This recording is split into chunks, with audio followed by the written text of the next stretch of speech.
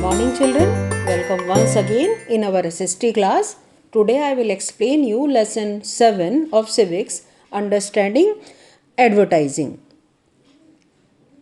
Today we are surrounding by advertisement or ads we call them.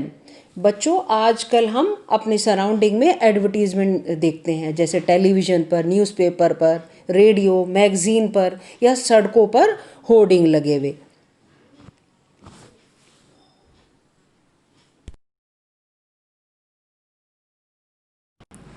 Advertisement draw our attention to various products and describe them positively so that we become interested in buying them.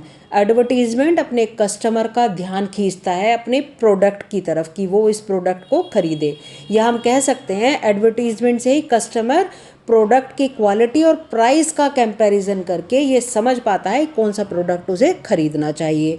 Building brands and brand values. Advertisement is all about building brand. Advertisement का मतलब है brand का advertisement करना. Branding means stamping a product with a particular name और sign. Branding का मतलब है किसी भी प्रोडक्ट को एक स्पेसिफिक नाम देना या साइन देना. This is done in order to differentiate it from the other product in the market. ये किस लिए किया जाता है कि एक प्रोडक्ट को दूसरे प्रोडक्ट से अलग दिखाने के लिए.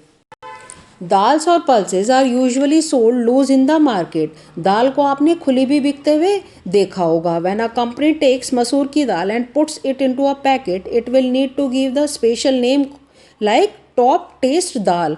अगर ये ही दाल, जैसे मसूर की दाल, कोई कंपनी पैकेट में पैक करके बेचेगी तो इसका नाम दे देगी Top Taste dal. This naming is called branding.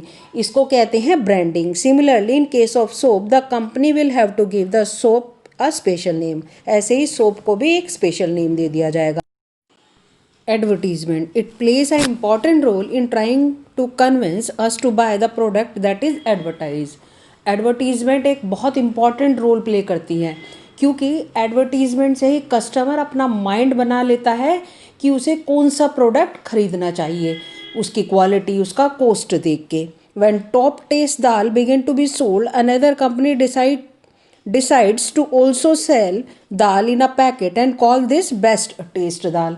जब टॉप टेस्ट दाल बिकने लगती है तो दूसरी कंपनी भी डिसाइड करती है कि वो भी अपनी दाल पैकेट में ब्रांड में बेचेगी जिसका नाम वो रखेगी बेस्ट टेस्ट दाल. और दोनों कंपनीज चाहेंगी कि उनका ही प्रोडक्ट कस्टमर खरीदे.